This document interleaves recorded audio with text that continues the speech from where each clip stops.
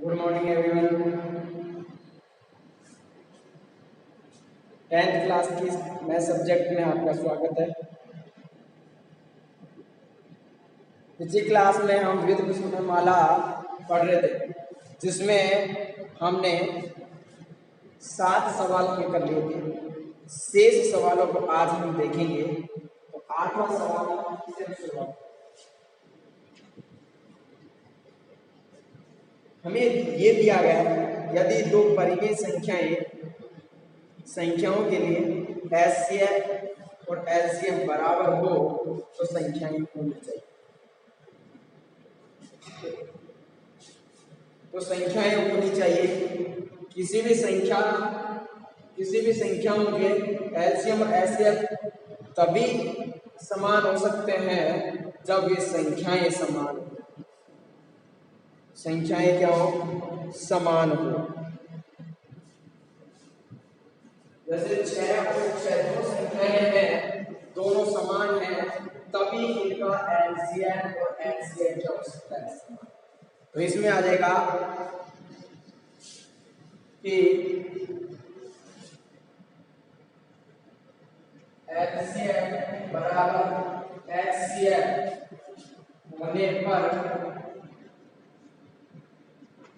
होने पर दोनों परिमेय संख्याएं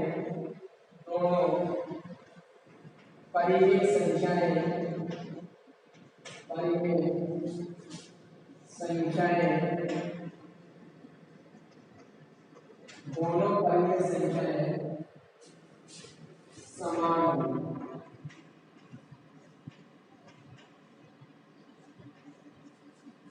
ये एक स्थिति है जब एचसीएफ और एलसीएम बराबर हो। एक स्थिति बनती है कि दोनों संख्याएं क्या होनी चाहिए? सब। अगला हम प्रश्न देखेंगे। नवा प्रश्न हमारे पास इस प्रकार है कि यदि 1 तथा 18 का एलसीएम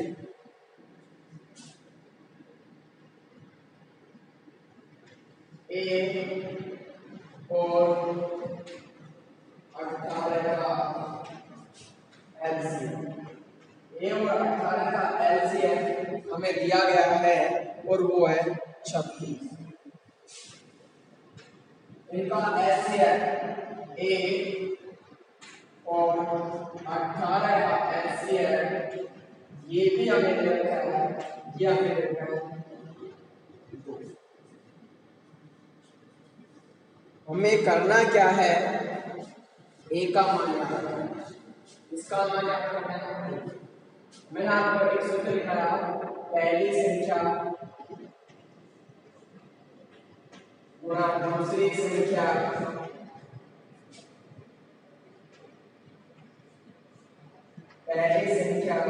गुणा दूसरी संख्या बराबर एलसीएम गुणा एलसीएम।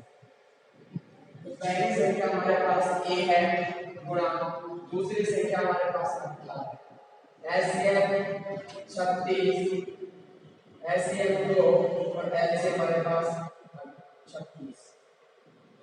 एलसीएम हमारे पास 2, एलसीएम हमारे पास 36। ए का मान निकालेंगे तो क्या जाएगा? ए बराबर 2 गुणा 36, गुणा वाली संख्या घटेगी यानी और 18 से घटेगी 18 गुणा 36। ए बराबर 2 को 2 से गुणा करेंगे 4, हमारे पास ए बराबर आ गया क्या? 4। हमसे यहाँ पर ए का मान ही पूछा गया था, जो हमारे पास कितना आ गया? 4।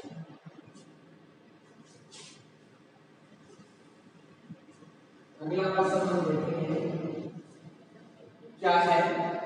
अगला प्रश्न हमारा ये है, यदि n एक प्राकृत संख्या है, यदि n एक प्राकृत संख्या है, क्योंकि n एक प्राकृत संख्या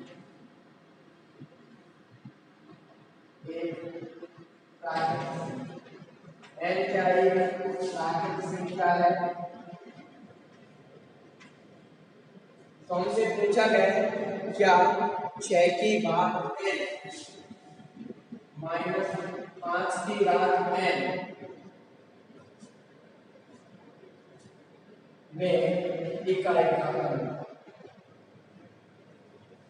इसमें इकाई का अंक पूछा है तो चूंकि n एक प्राकृतिक संख्या है इसलिए n बराबर 1 2 3 लिख सकते हैं।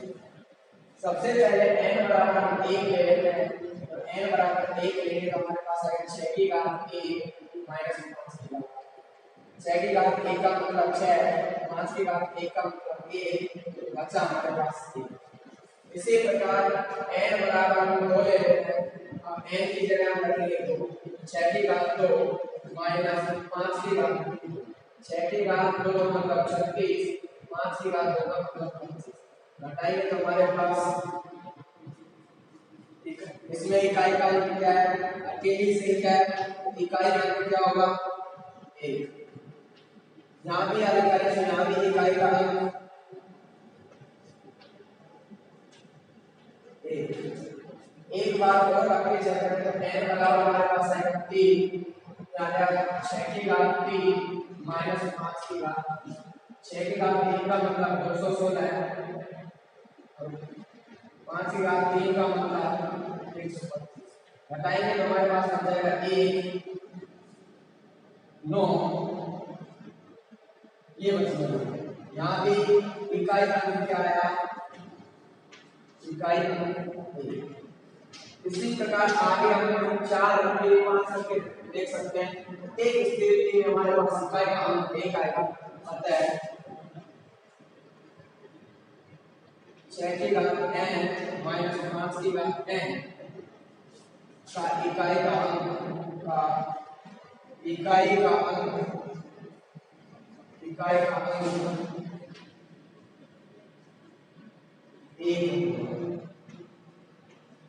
क्या होगा इस प्रकार हम इकाई का अंक किया n की जगह हम प्राकृतिक संख्याओं में से कोई भी संख्या रखे हल करेंगे तो हमारे पास इकाई का अंक क्या होगा 1 प्राप्त होगा।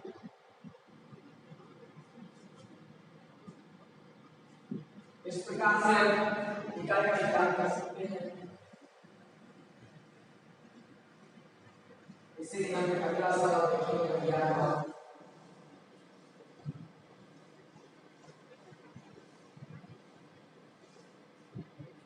तो हमारे पास आएगा ये देगा p बटे q एक परिमेय संख्या है क्यों क्या प्रतिबंध होगा जबकि p बटे q एक का दशमलव स्थान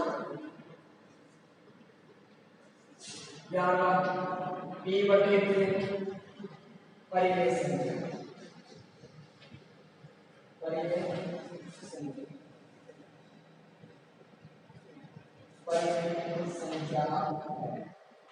ये देखा परिमेय संख्या है क्यों बराबर नॉट आगे हमें दिया गया है कि क्यों पर क्या प्रतिबंध होगा तथा p बटे q एक शांत दशमलव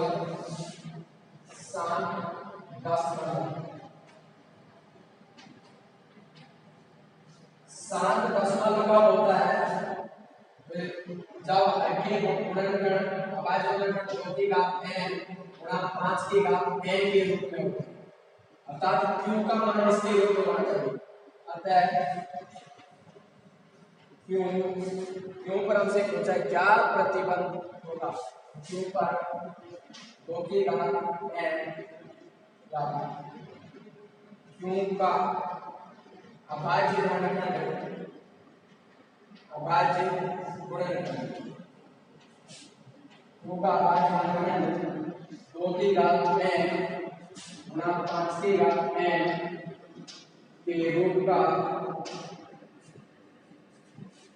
होगा। हमसे परिमेय संख्या p बटे q तथा ये शांत कब होता है तब हमारे का अभाज्य गुणनखंड 2 की घात n गुणा 5 की घात n के रूप में अरे क्या है q तो q का अभाज्य गुणनखंड किसके रूप में होना चाहिए 2 की घात n गुणा 5 की घात n। अगला सवाल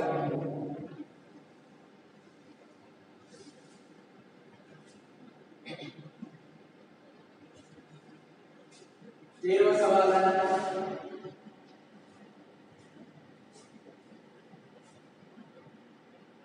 पहले 12वां सवाल देखेंगे। 12वां सवाल हमारे पास इस प्रकार है, सरल कीजिए कि क्या संख्या एक परिमेय संख्या है या अपरिमेय। तो सबसे पहले हमें रहता है 2 under root 45 plus 3 under root 20 बटे 2 अंडर रूट 5। तो हम 45 में गुणन करेंगे, जब 45 में गुणन करेंगे 3 का भाग 15, 3 का भाग 5, 5 का भाग 3, तो ये आ गया 3 का जोड़ा हो गया 3, बच गया 5 अंडर रूट करेंगे, फिर 3 ऐसे ही ऐसे गुणा 20 का गुणन करेंगे, 2 का भाग आएगा 10, 2 का भाग आएगा 5, 5 का भाग आएगा, या 2 का जोड़ा होगा 2 को बच गया 5 अंडर रूट, नीचे आ गया हमारे पास 2 अंडर रूट। ऊपर की संख्याओं को जोड़ेंगे, देखिए हमारे पास आएगा 2 3 6 अंडर रूट 5, फिर आएगा हमारे पास 3 दूनी 6 अंडर रूट 5 बटे 2 अंडर रूट 5, तो 6 अंडर रूट 5 और 6 अंडर रूट 5 में 12 अंडर रूट 5, या आगे 2 अंडर रूट 5, अंडर रूट 5 से 5 12 में 2 का भाग 6, अतः चूंकि 6 एक परिमेय संख्या है, परिमेय संख्या है, अब 6 परिमेय संख्या है तो इसी को मान लेंगे, अतः दी गई संख्या क्या है, परिमेय संख्या, अतः दी गई संख्या एक परिमेय संख्या एक परिमेय संख्या, परिमेय संख्या है।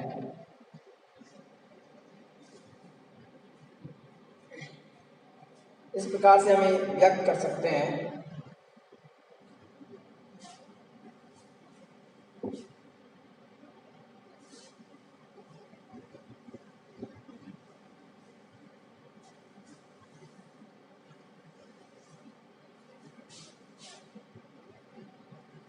तेरहवां सवाल देखिए, वैसे इस प्रकार का सवाल पहले आपको बताया जा चुका है। ये हमें दे रखा है, दर्शाइए कि कोई भी धनात्मक विषम पूर्णांक, माना कोई भी धनात्मक विषम पूर्णांक इसके रूप में होता है। माना एक कोई धनात्मक पूर्णांक,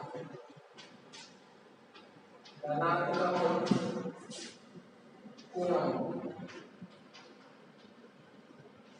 इसके रूप में व्यक्त करना है, वो हम देख लेंगे।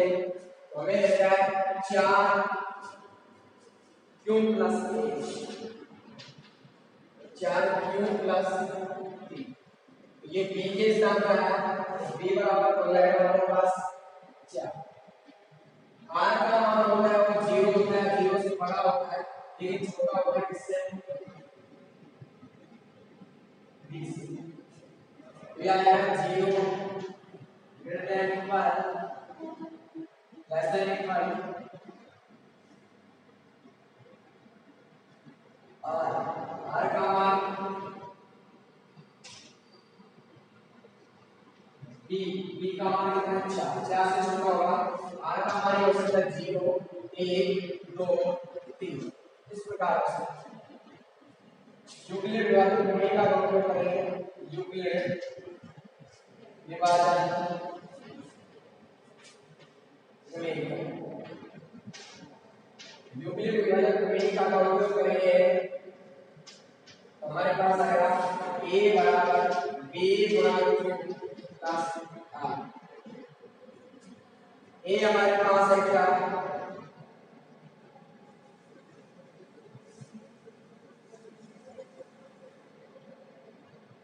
a बराबर b की क्या है हमारे पास 4, क्यू की जगह हमारे पास क्या है क्यू, आर की जगह सबसे पहले 0 रखेंगे, रहेगा 4। फिर a बराबर 4 क्यू, अगला रखेंगे, अगला क्या है 1, फिर रखेंगे 4 क्यू प्लस 2, फिर रखेंगे 4 क्यू प्लस 3। मैंने आपको पहले ही बताया किसी भी संख्या को क्योंकि हमें इसका देखा क्यों एक पूर्णांक है, 4 क्यों पूर्णांक। किसी भी संख्या को यदि पूर्णांक संख्या से गुणा किया जाए, किसी भी सम संख्या को यदि पूर्णांक से गुणा किया जाए हमेशा सम संख्या 4 को किसी भी संख्या से गुणा करें तो हमारे पास हमेशा सम संख्या आने वाली है, इससे भी गुणा कर सकते हैं तो हमेशा हमारे पास क्या आएगी सम संख्या,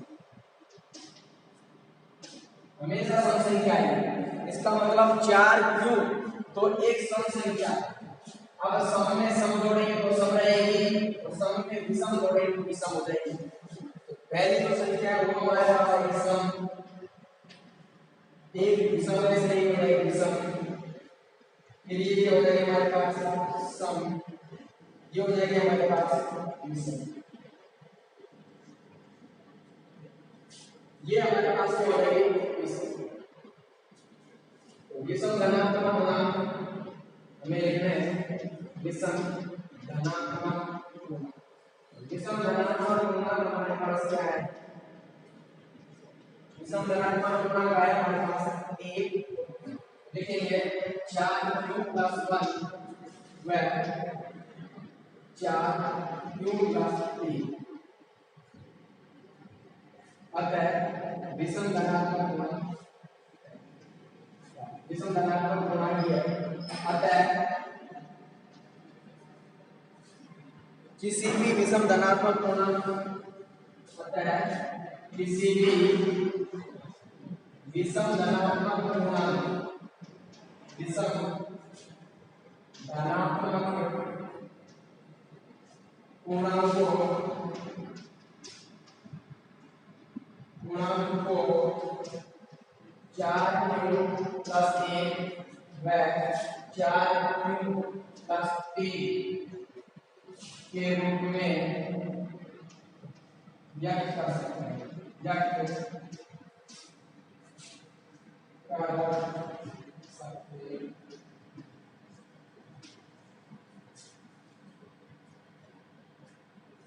यार के रूप का होता है व्यक्त कर सकते हैं, इस प्रकार से हम कर सकते हैं। इसी प्रकार का एक सवाल हमने 2.1 में भी हल किया था, फिर वापस इसी प्रकार का किया है।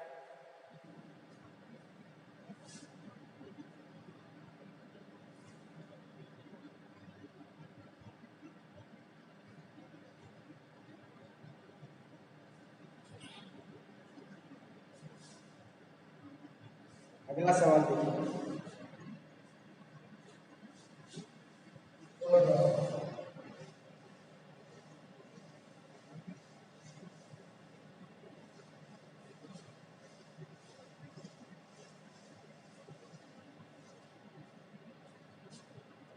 अगला प्रश्न है हमारे पास, सिद्ध कीजिए कि दो क्रमागत विषम धनात्मक पूर्णांकों का गुणनफल 2 से कम।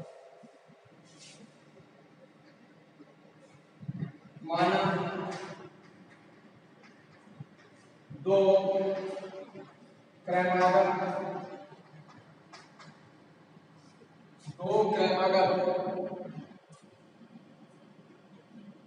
धनात्मक पूर्णांक, धनात्मक पूर्णांक x व x प्लस 1 जब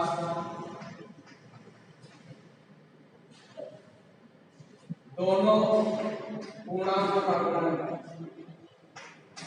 पूर्णांकों का गुणनफल, दोनों पूर्णांकों का गुणनफल होगा तो गुणनफल करेंगे, गुणनफल आएगा हमारे पास x और x प्लस 1, क्योंकि x एक पहला क्रमागत धनात्मक पूर्णांक है तो हम x की जगह एक माना x बराबर एक मान के हल करेंगे, हमारे पास आएगा x की जगह एक प्लस हमारे पास आएगा एक का एक हो गए तो आएगा 2 एक क्योंकि 2 से भाज्य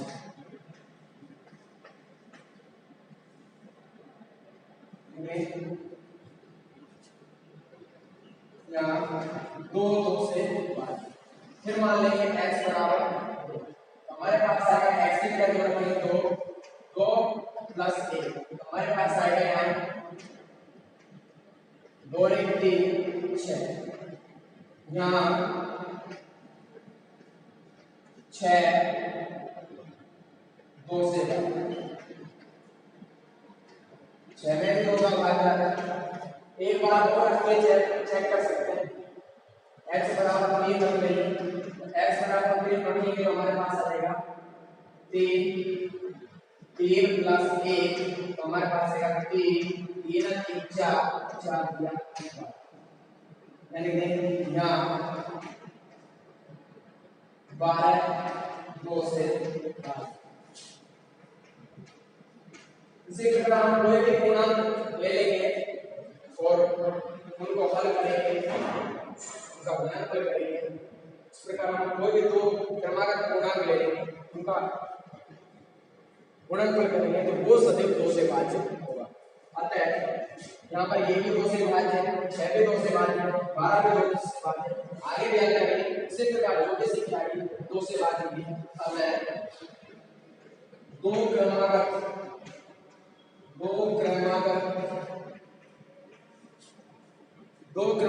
धनात्मक पूर्णांकों का गुणनफल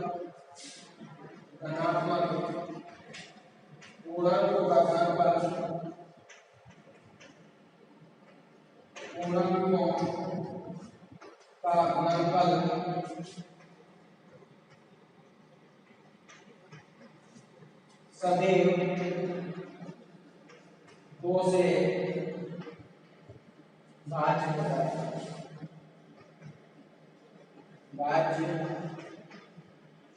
होता है। सदैव 2 से भाज्य होगा। तो कोई भी हम दो पूर्णांक ले लेंगे, दो क्रमागत कोई भी दो क्रमागत पूर्णांक लेंगे, उनको गुणा करेंगे तो देखेंगे उस हमेशा उसमें 2 का भाग जाएगा। कोई भी ले सकते हैं आप 4 और 5 लेंगे 20 में 2 का भाग जाएगा। 5 और 6 लेंगे 30 हो जाएगा। 6 और 7 लेंगे 42 होगा, जो भी 2 से भाज्य। तो कोई भी संख्या हम ले सकते हैं। 11 12 लेंगे 132, 11 12 गुणा करेंगे 132, 132 में 2 का भाग होता है। तो इस प्रकार हम कोई भी दो क्रमागत धनात्मक पूर्णांक लें, उनको गुणा करें तो गुणनफल जो आएगा वो सदैव 2 से भाज्य रहेगा। इंपॉर्टेंट सवाल है हमारे पास जो है 15वां, वह बड़ी से बड़ी संख्या याद कीजिए। हमें बड़ी से बड़ी संख्या याद करनी है तो संख्याएं हमारे पास है 2053 और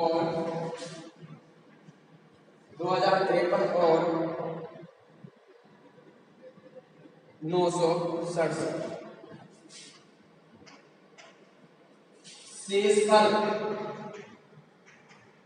शेषफल क्या बचता है क्रमशः हमारे पास?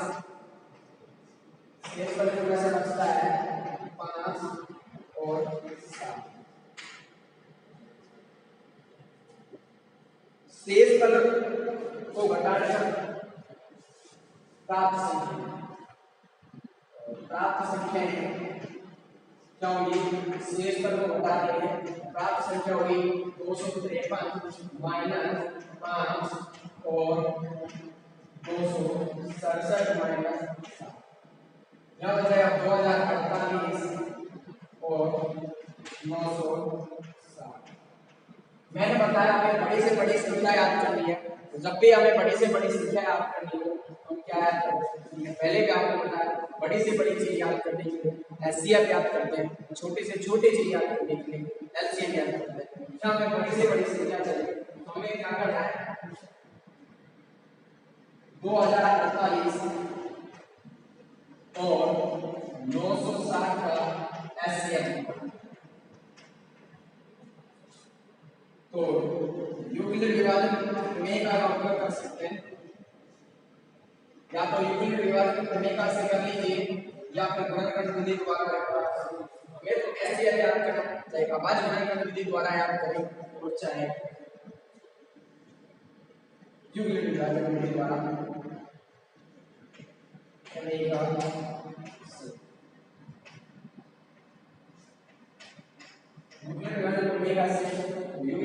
विभाजन प्रमेय का है a बराबर b गुणा q प्लस r का मान 0 या 0 से बड़ा होगा तो ये छोटा होगा किससे, 20। तो a का मान बड़ी वाली संख्या होती है 248, b का मान 960 भाग देना मैंने पहले बता चुका हूं आपको, भाग दे सकते हैं 2048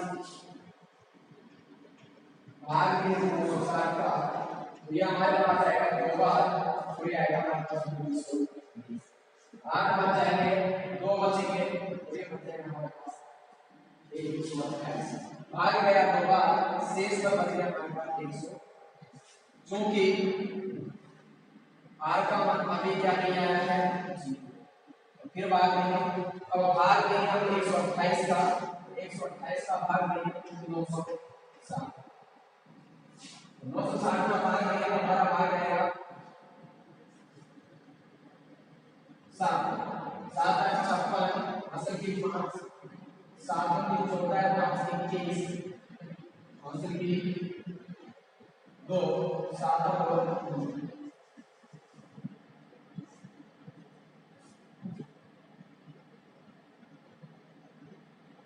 तो घटाएंगे हम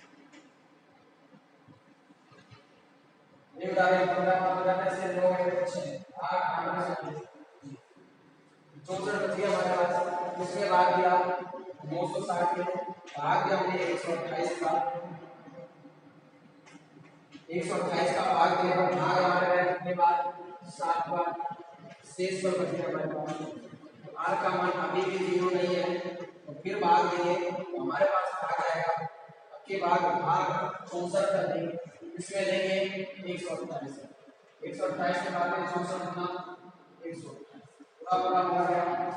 तब के बाद 128 के भाग देना किसका है, 64 का, 64 का भाग में भाग जाएगा 2 बार, शेष हो जाएगा। अब जब हमारे पास 0 आ गया हम ऐसे मान लिख सकते हैं,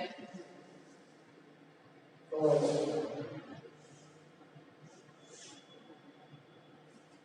अतः एचसीएफ जिस संख्या का लास्ट क्लास में भाग है, लास्ट क्लास में किसका भाग है, तो एचसीएफ हमारे पास क्या है, इसे पूछा क्या है, वह बड़ी से बड़ी संख्या, अतः वह बड़ी से बड़ी संख्या, बड़ी से बड़ी संख्या 64 क्या है। इस प्रकार हम बड़ी से बड़ी संख्या याद कर सकते हैं।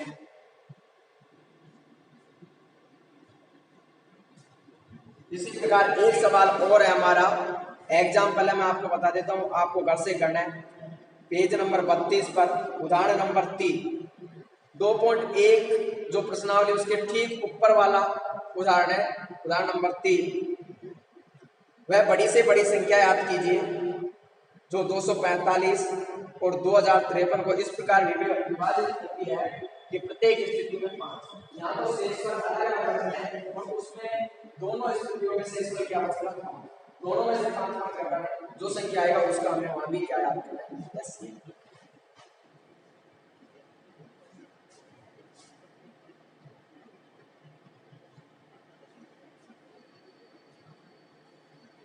अगला सवाल देखिए,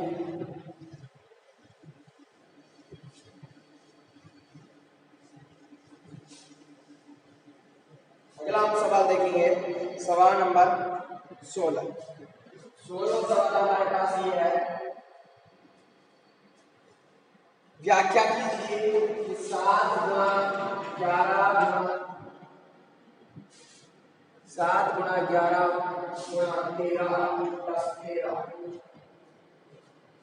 और भाज्य संख्याएं क्यों।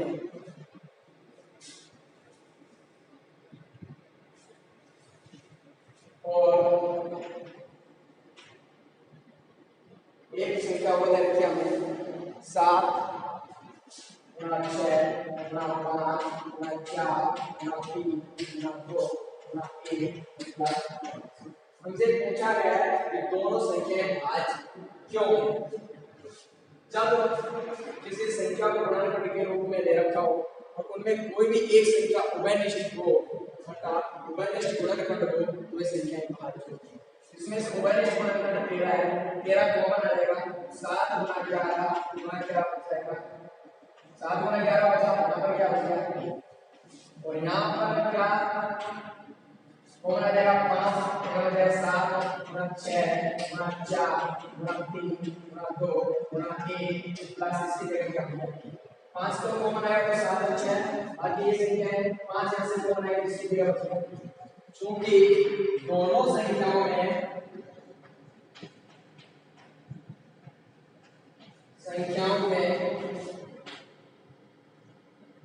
एक एक उभयनिष्ठ गुणनखंड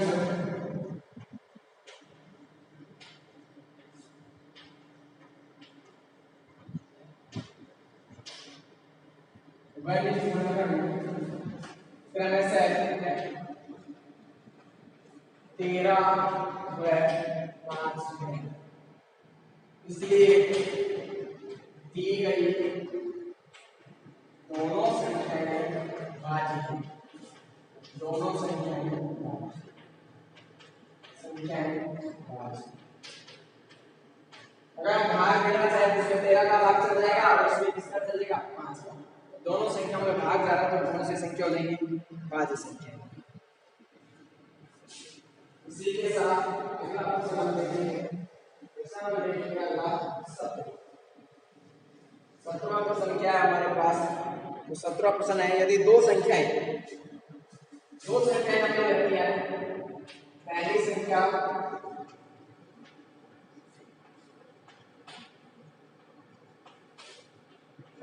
हमें कहते रखी है 306, दूसरी संख्या में दे रखी है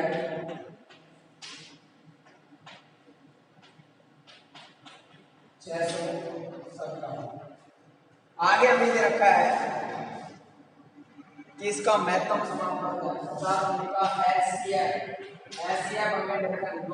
हमें याद करना है का लघुत्तम समापवर्तन अर्थात एलसीएम हमें याद करना है। मैंने आपको सूत्र दिखाया, पहली संख्या गुणा दूसरी संख्या बराबर एलसीएम गुणा एलसीएम। तो पहली संख्या 306, दूसरी संख्या 657 और एलसीएम हमें 9 दे रखा है, एलसीएम का मान निकालेंगे तो गुणा वाली संख्या में आ जाएगी, ये संख्या में क्या करेंगे 9 से निकाल सकते हैं, 9 7 63 9 निकाल हमारे पास बचा 306 गुणा 73 बराबर एलसीएम। गुणा करने में हमारे पास एलसीएम का मान आएगा, गुणा करते हैं 6 3 18 है, 3 3 7 6 का 42 और 7 दिया, हमारे पास आएगा 8 3 3 2, हमारे पास आएगा एलसीएम बराबर 22,338। अतः एलसीएम हमारे पास आया 22,338।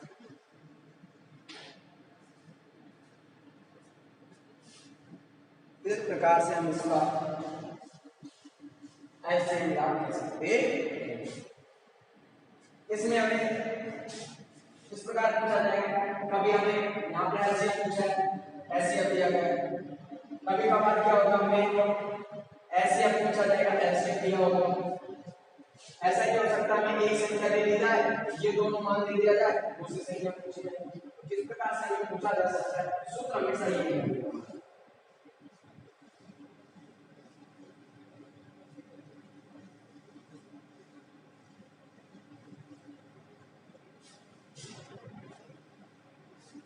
अगला प्रश्न है हमारा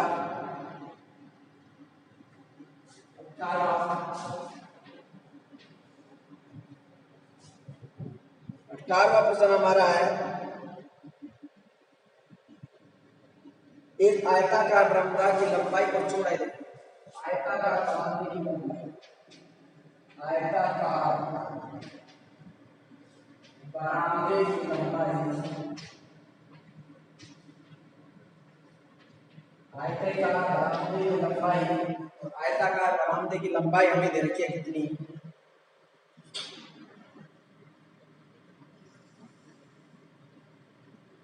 18 मीटर 72 सेंटीमीटर, 18 मीटर 72 सेंटीमीटर। पहले हम इसको सेंटीमीटर बदलेंगे, 18 मीटर को सेंटीमीटर बदलें 1800 सेमी और 1800 सेमी में, इसको सेमी में बदल दिया और कितने हैं 72 सेमी, दोनों को जोड़ेंगे करेंगे 1872 सेमी। फिर इसकी चौड़ाई हमें दी गई है आयताकार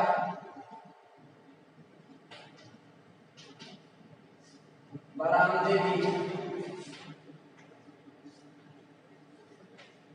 चौड़ाई, आयताकार बरामदे की जो चौड़ाई है वो हमें क्या है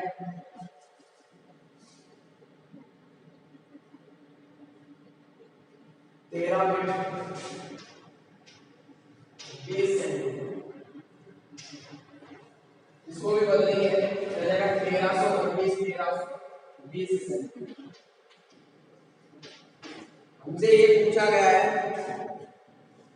इसमें समान विमाओं वाली वर्गाकार टाइलें लगानी है, इस प्रकार की टाइलों की न्यूनतम संख्या, टाइलों की न्यूनतम संख्या पूछी गई है, लेकिन हमें तो बात तो कमरे की दे रखी है, बरामदे की दे रखी है, और न्यूनतम संख्या हमें पूछी किसकी है टाइलों।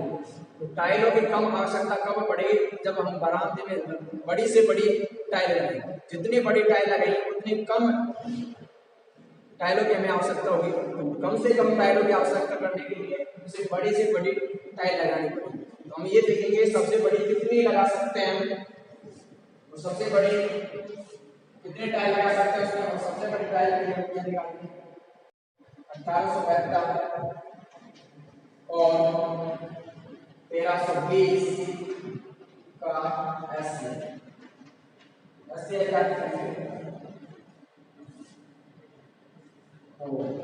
यूपी विभाजन ए का आप इसका एससीएफ गुणनखंड विधि द्वारा भी याद कर सकते हैं।